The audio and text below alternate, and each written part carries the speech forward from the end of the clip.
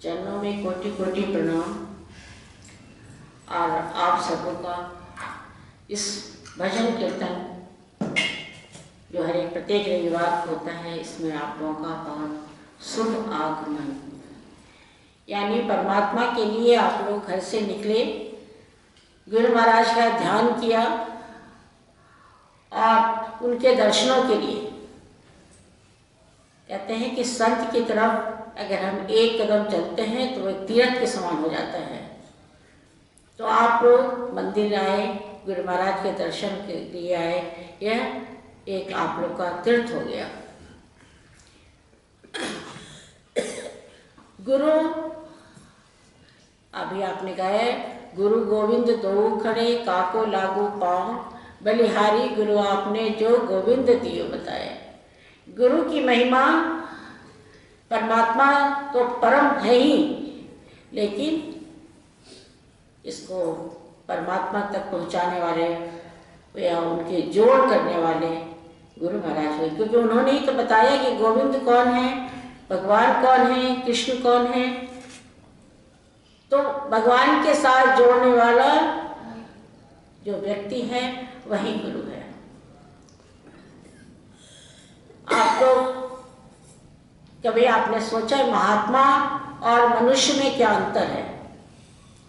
महात्मा और मनुष्य के में बहुत अंतर है। क्या अंतर है आप लोग कभी सोचा नहीं होगा, लेकिन मैं बताती हूँ आपको कि महात्मा मनुष्य का संबंध मनु और शत्रुपा के साथ जिसका संबंध बना हो, या जो कि आवागमन में लगा हुआ हो, जन्म मृत्यु जिसके साथ हो, वह मनुष्य है।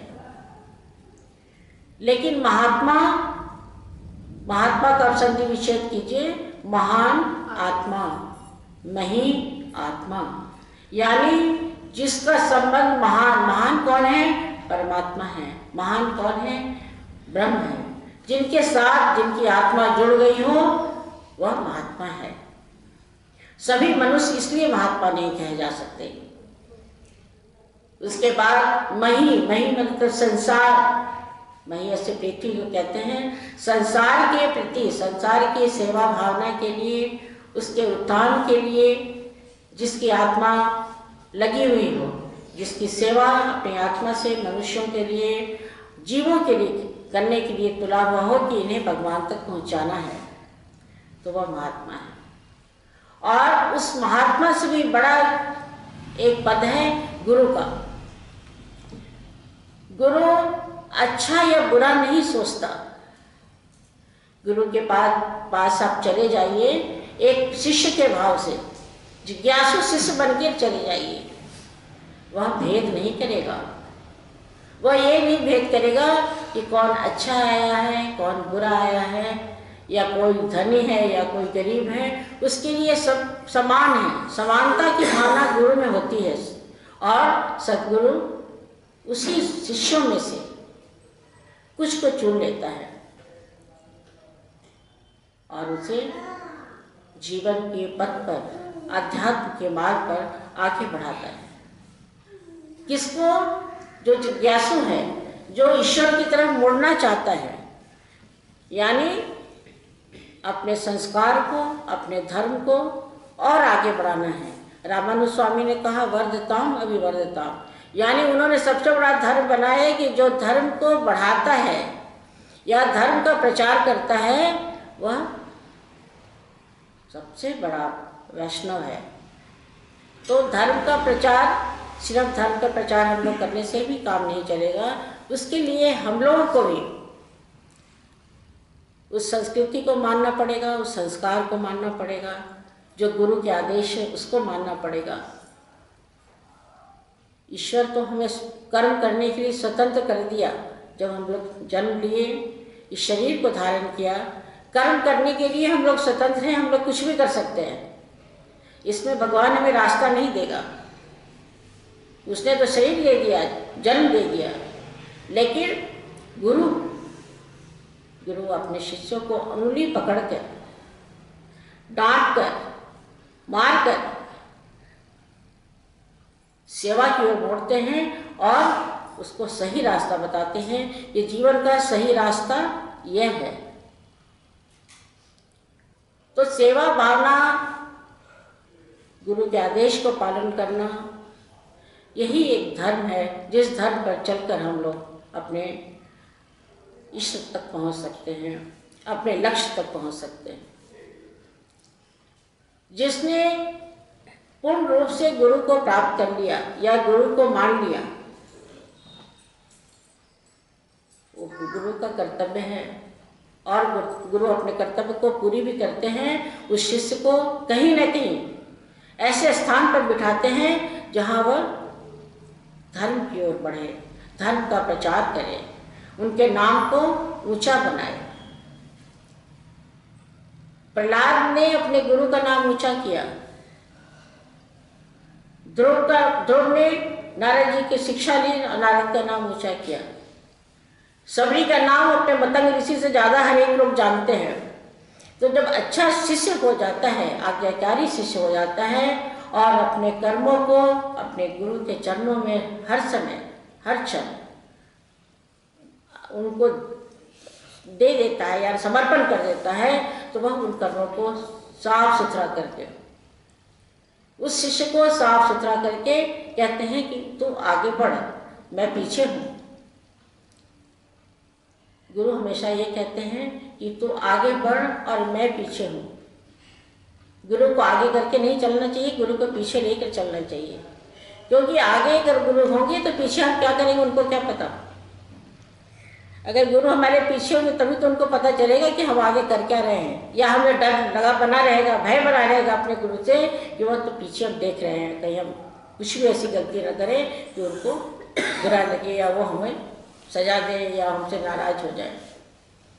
तो गुरु का ध्यान हमेशा अपने पीछे करके चलना चाहिए। ये गुरु महाराज हमारे पीछे चल रहे हैं और गुरु के शब्दों पर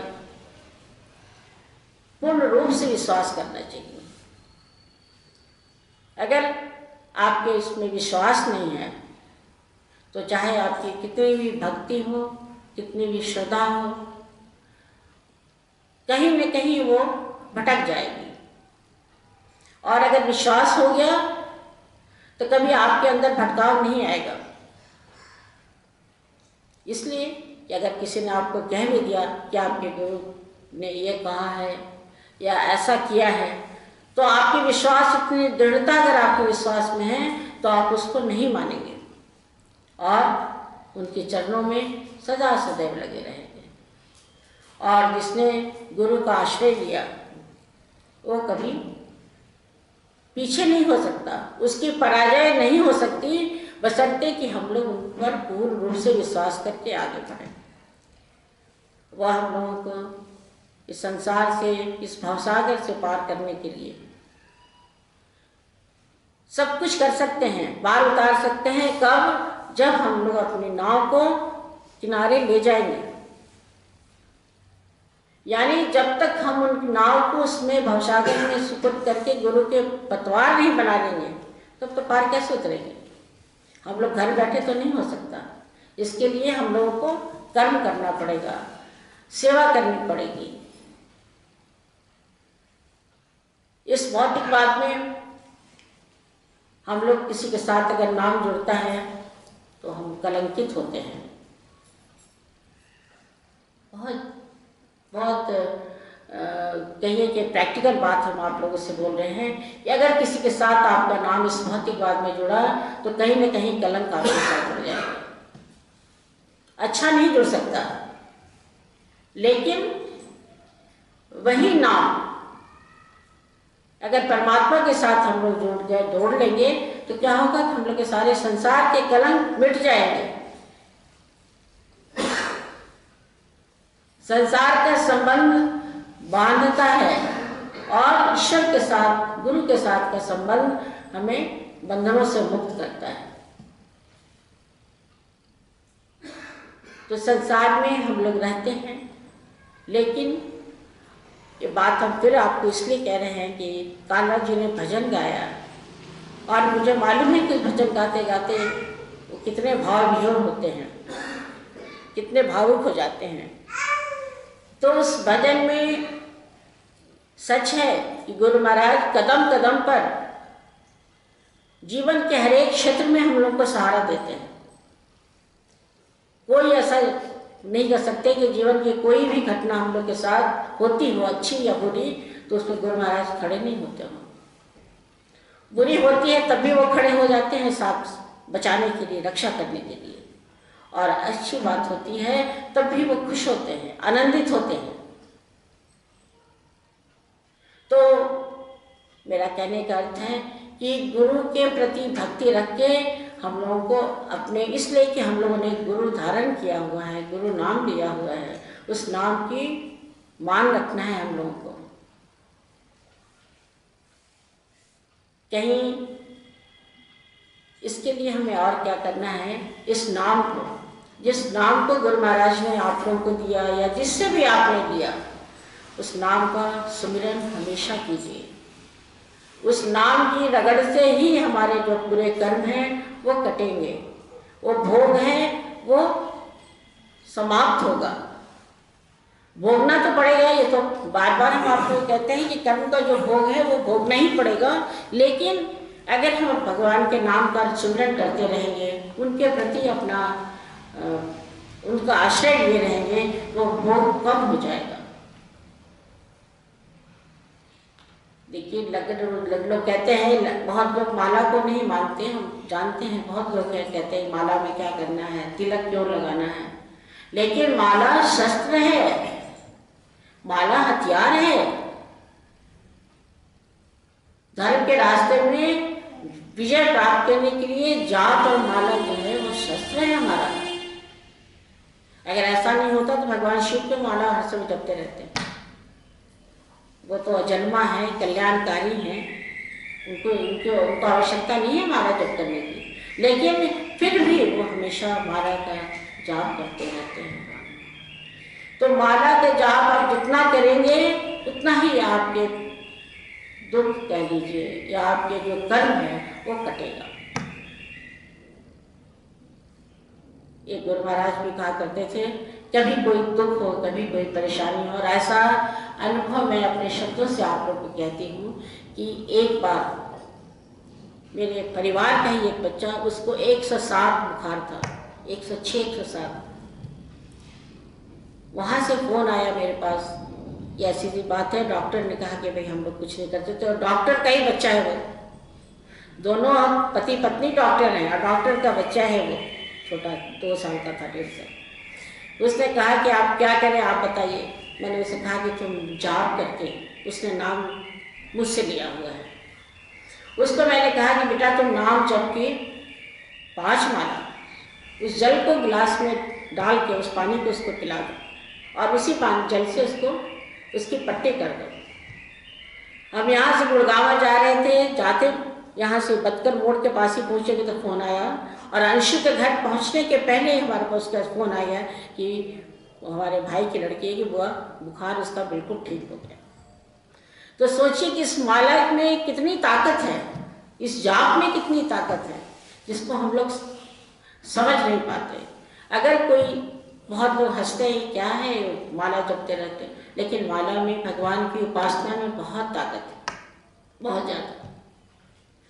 तो ये पूजा पाठ जाप आप लोग जरूर करना चाहिए आप लोगों को, क्योंकि यही रास्ता है। देखिए फिर बार बार वही मैं आप लोगों से कहती हूँ कि धन कमाना बुरा नहीं, संचय करना बुरा नहीं। संचय भी करना चाहिए, बुरे समय के लिए नहीं करेंगे तो काम कैसे चलेगा, क्योंकि ये नियम भगवान ने बनाया है। एक चींटी भी बरसात आने के पहले अन्न को एक जगह जमा कर लेती है। बरसात होने वाले लोग कहते हैं कि अरे चींटी निकल गई है, बहुत सारी, हो सकता है बरसात होगा, यानी उनको पता होगा कि बारिश होने वाली है, वो अपना भोजन पहले से ही तैयार रखते हैं, इकट्ठा कर लेते हैं। तो संचय करना बुरा नहीं है, लेकिन उसमें इतना आसक्त हो जाना कि दुनिया भूल जाए, ये बुरा है। एक हम लोग हर समय संसार में ही डूबे रहते हैं, संसार की जरूरतों को ही पूरी करने में अपना समय, अधिक से अधिक समय निकाल देते हैं। आज ये करना है, आज वहाँ जाना है, वहाँ जाना है, लेकिन उस परमात्मा की ओर नहीं रुख करते। जिसकी कृपा से हम लोग को तीनों वक्त की रोटी मिलती है, जिनकी कृपा से पूरे जीवन की आवश्यकताएं हमारी पूरा होती, क्या उनकी कृपा के बिना संभव है? बिल्कुल नहीं है। बहुत सारे पढ़े लिखे लोग भी ऐसे बैठे हैं जिनके पास खाने को नहीं है, और बहुत से ऐसे साधारण व्यक्ति जिनके पास देखिए उनके पास धन भरा पड़ा है। तो ये सब प्रारब्ध तो है, लेकिन ये प्रारब्ध भी उनकी कृपा से बना, क्योंकि हमारे जो कर्म है उसका लेखा जोखा उन्होंने लिख रखा है, उसके हिसाब से वो मुझे देते हैं, आपको देते हैं। तो हम लोग कोई एक दिन चाय पिलाता है तो उसको हम लोग 4 बार थैंक्स कहते हैं। आते जाते मिल जाता है तो उसको नमस्कार भी कराते हैं कि भाई इसने मुझे चाय पिलाई थी। तो उस परमात्मा को जो तीनों वक्त की रोटी देता है हमें, मेरे समाज में मेरा मान सम्मान बना के रखा है, उस परमात्मा की ओर हम लोग क्यों नहीं बढ़ते, क्यों नहीं उनका ध्यान करते? उनके प्रति तो हम लोगों ने 63 का आंकड़ा बना रखा है, 36 का आंकड़ा बना रखा है। 36 आप लिखिए, 3 इधर और 6 इधर में, दोनों का मुंह अलग अलग है। 3 का भी मुंह अलग है, 6 का भी मुंह अलग है, कभी वो सामने हो ही नहीं सकते। तो हम लोग संसार की तरफ अपना मुंह कर रखे हैं, भगवान की तरफ पीठ कर दी है अपने, इसलिए हम लोग दुखी भी हैं। अगर इसी आंकड़े को हम लोग 63 का बना लें, भगवान के सम्मुख हो जाए, भगवान की ओर मुड़ जाए, तो भगवान हमें जो समाज के विकार हैं, हमारे बुराइयां हैं, उसको, क्योंकि उसकी जब दृष्टि हमारी तरफ होगी तो शक्तिपात, लोग कहते हैं ना कि शक्तिपात हुआ, उसको ज्ञान हो गया, उसको बुद्धि आ गई। कैसे? जब ईश्वर की या गुरु की दृष्टि आपके ऊपर पड़ेगी तो कहीं ना कहीं आप में कोई तेज आएगा, कोई ज्ञान आएगा, कोई बुद्धि आएगी। और जब कोई चीज़ आएगा तो जगह खाली होगा तभी तो। अगर कोई चीज़ हम इस गिलास में पानी आप डालेंगे तो या तो कुछ निकल के बाहर, जो भरा है तो निकल के बाहर जाएगा, तब पानी भरेगा उसमें। तो ऐसे ही हम लोगों ने मन अपने संसार के प्रति इतना भर रखा है, अगर परमात्मा की ओर हम मुड़ जाएंगे तो जब उसकी दृष्टि पड़ेगी, उसके ज्ञान हम लोग के अंदर आएगा, तो क्या होगा कि बुराइयां छलक के अपने आप बाहर चली जाएगी। तो उन बुराइयों को दूर करने के लिए ईश्वर की ओर मुड़ना, 63 का आंकड़ा बना लीजिए, 36 का आंकड़ा छोड़ दीजिए। जब तक 36 बने रहेंगे कुछ नहीं कर सकते, क्योंकि भगवान ये कहते तो हैं कि जब तक तुम भाव नहीं बनाओगे हम कुछ नहीं कर सकते। भाव के भूखे तो हैं, भाव के कारण ही उन्होंने पांडवों का साथ दिया, भाव के कारण उन्होंने उसके घर में, विदुर जी के घर में भोजन लिया, भाव के कारण उन्होंने कुंती के आगे हमेशा उनकी सहायता की। तो भाव में ही सब कुछ है। भाव बनाने हम लोग ईश्वर के प्रति, इसके लिए अगर भाव हमने बना लिया तो चाहे हम पूजा पर बैठे या नहीं बैठे, स्वतः ही हमारा मन वहाँ चलता चल पहुँच जाएगा अपने गुरु के प्रति, गुरु के चरणों में, परमात्मा के प्रति, जो आपका इष्ट हो उसके प्रति अगर आपने भाव बना लिया तो चाहे आप कुछ करें या नहीं करें वही बहुत है। तो भाव बना लीजिए और ईश्वर की ओर देखिए, हमेशा ही संसार के कर्मों में ही मत फंसे रहिए। कुछ समय निकाल के अगर हम लोग परमात्मा के ऊपर देखें तो हमें सच्चा सुख, सच्चा आनंद तभी प्राप्त होगा। एक सेठ की सोने की चेन खो गई, गुम हो गई। वह सेठ घर में ढूंढा, बाहर ढूंढा, जिस रास्ते से वो दुकान से आया था वहाँ ढूंढा, नहीं मिला उसको। उसने नाली में भी लकड़ी से ऐसा करना शुरू किया कि शायद हमारी चेन यहाँ गिर गई हो। मतलब उसने गंदे में भी हाथ डाल दिया उस चेन को ढूंढने के लिए। एक फकीर उधर से आ रहे थे, उन्होंने कहा सेठ तुम क्या ढूंढ रहे हो? उन्होंने कहा कि चलिए आप फकीर संत हैं, कुछ तो मुझे बताइए, मेरे सोने की चेन, मेरा हार खो गया है। उन्होंने कहा कि तुम कहाँ नीचे ढूंढ रहे हो, तुम ऊपर देखो।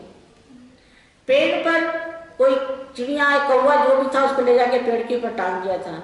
उसने कहा कि हाँ तो मेरी चेन यहाँ है, मैं तो बेकार ही नीचे ढूंढ रहा था। तो उस उसने उन्हें ज्ञान दिया कि सेठ, तो नीचे की गंदगी में ही संसार के सुख ढूंढता है, संसार के सुख इसमें नहीं है, ऊपर परमात्मा की ओर तो देख। सच्चा सुख, सच्चा आनंद तुम्हारे ऊपर है, परमात्मा के पास है। इसका ये सारांश है कि हम लोगों को नीचे तो देखना चाहिए, लेकिन इतना नहीं नीचे देखना है कि ऊपर देखना ही भूल जाए।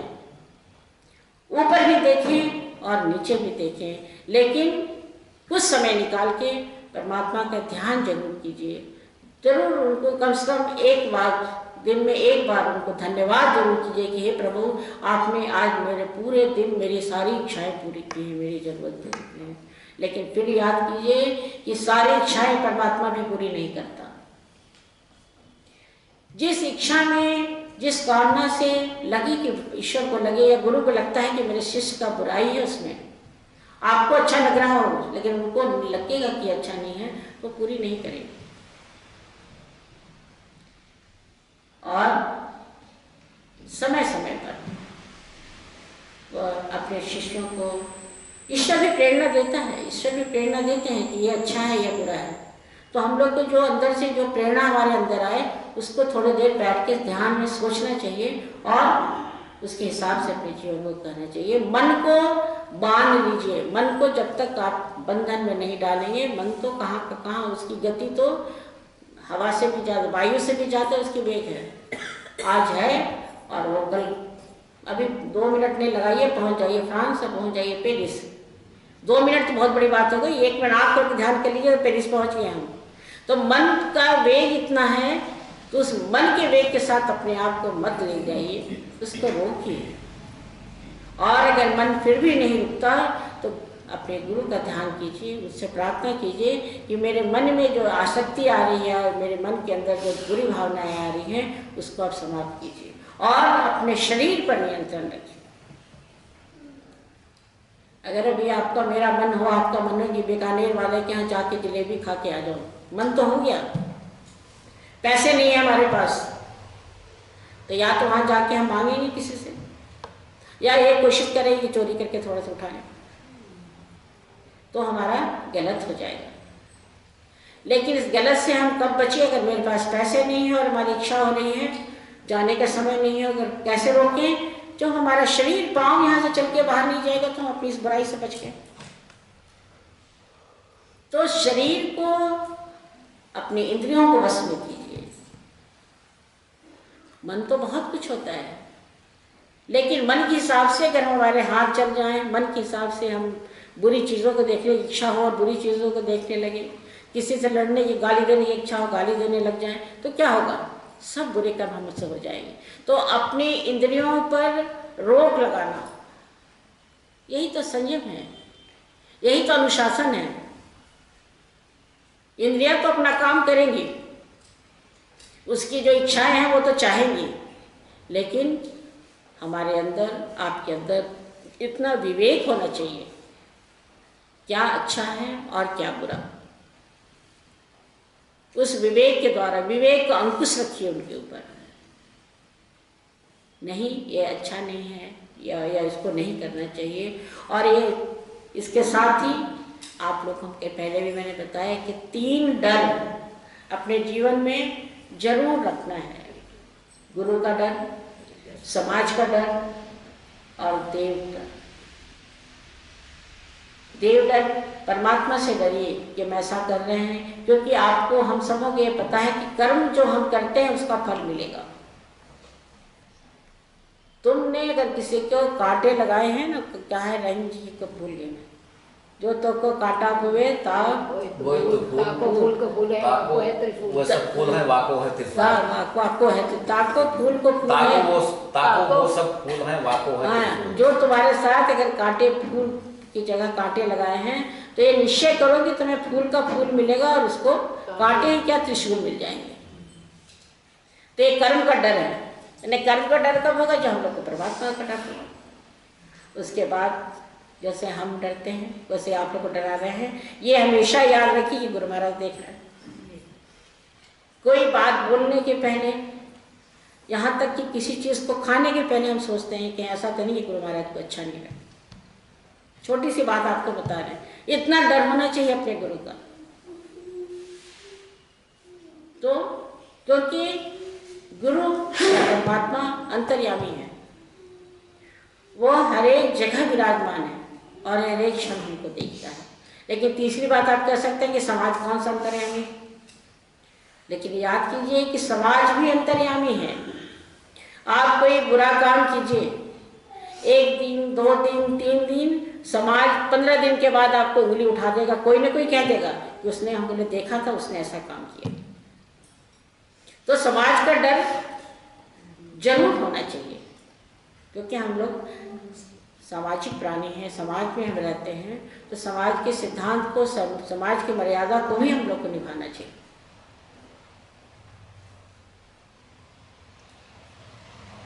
और भाव अपने ईश्वर के प्रति बना के रखिए। उसके तरह जैसे एक चोर चढ़ा गया भगवान शंकर को जल चढ़ाने के लिए, जल चढ़ाया और जल चढ़ा के जब प्रणाम करके ऊपर देखा तो देखा कि अरे उनका घंटा टंग रहा है पीतल का, इसको तो उतार ले तो अच्छा है। भाव तो उसके थे, लेकिन भगवान का ध्यान करके उसने जल चढ़ाया था, उस भाव से उसने चढ़ गया शिवलिंग के ऊपर कि अब इसका घंटा उतार ले। भगवान का घंटा उतारे, बड़े अच्छे दामों में बिकेगी, बहुत वजन वाला है ये। और भगवान ने कहा अरे ये तो मेरे ऊपर पूर्ण रूप से समर्पित हो गया, इसलिए अपना कुछ भी नहीं छोड़ा, अपने आप को ही मुझे सुपुर्द कर दिया और भगवान प्रकट हो गए। तो ऐसे भाव, यानी मेरा कहने को ऐसा नहीं कीजिएगा आप लोग कि भगवान के ऊपर चढ़ जाइए, लेकिन अपने मन को भगवान को जरूर अर्पित कर दीजिए, अपने गुरु को जरूर अर्पित कर दीजिए, ताकि वह भी हम लोग के सामने ऐसे ही प्रकट होके हम लोग को दर्शन दे, हम लोग का मार्ग प्रदर्शन करें, ताकि हम लोग समाज में और जीवन में कुछ कर सकें, कुछ उत्थान हो। और हम लोग आध्यात्मिक मार्ग के राही हैं, हम लोग यात्री उस मार्ग के हैं। तो भौतिकवाद में तो जो करना है वो तो करना ही है, लेकिन ईश्वर की ओर जरूर बढ़ना है, उनकी मर्यादा को मानना है, अपने जो धर्म की मर्यादा है जप जरूर करना है। मैं फिर कहती हूँ कि जप करना बहुत जरूरी है। जप की महत्ता अगर पढ़नी हो तो रामायण में पढ़िए। जप के महत्व को भगवान कृष्ण ने भी कहा, भागवत में भी कहा, इसलिए भागवत कथा होती रहती है तो साथ साथ जप चलता रहता है। तो जप करने से यही फायदा, हम लोग का फायदा है। भगवान का नाम लेंगे तो जीवन का अंधकार दूर होगा, ज्ञानता दूर होगी, और रगड़ करने से जरूर ज्ञान होगा, चाहे वो लकड़ी की क्यों नहीं हो। लकड़ी से भी आग प्रकट होती है जब, और उसमें भी भगवान का नाम लेते लेते वो भी सिद्ध हो जाएगा, वो भी सिद्ध हो जाएगा। तो आप लोग कम से कम कुछ माला अवश्य कीजिए, भगवान की पूजा कीजिए और जीवन में सत्कर्म करने का प्रयास कीजिए। देखिए कितना आनंद है इसमें, किसी को देने में कितना आनंद है, किसी की सहायता करने में कितना आनंद है। सिर्फ स्व अपने में ही मत सोचिए, सिर्फ अपना ही मत सोचिए, दूसरे का सोचिए। और हर एक व्यक्ति अगर दूसरे का थोड़ा थोड़ा भी सोचना शुरू करेगा तो समाज सुधर जाएगा, घर सुधर जाएगा, परिवार सुधर जाएगा। तो और आप लोग को 4 तारीख का प्रोग्राम मैं बता दूँ। 4 तारीख का हवन पूजा होली का है। ऐसे तो 2 बजे का हमने समय सोचा है, लेकिन आते आते लोग देरी कर देते हैं, लेकिन 3 बजे तक तो जरूर ही शुरू कर देंगे ताकि 6 बजे तक खत्म हो जाए हवन। और उसके बाद सत्संग कीर्तन, आरती के बाद भंडारा। तो आप लोग अवश्य आइए और होली के इसमें सब लोग शामिल होंगे। बोलिए गुरु महाराज की जय।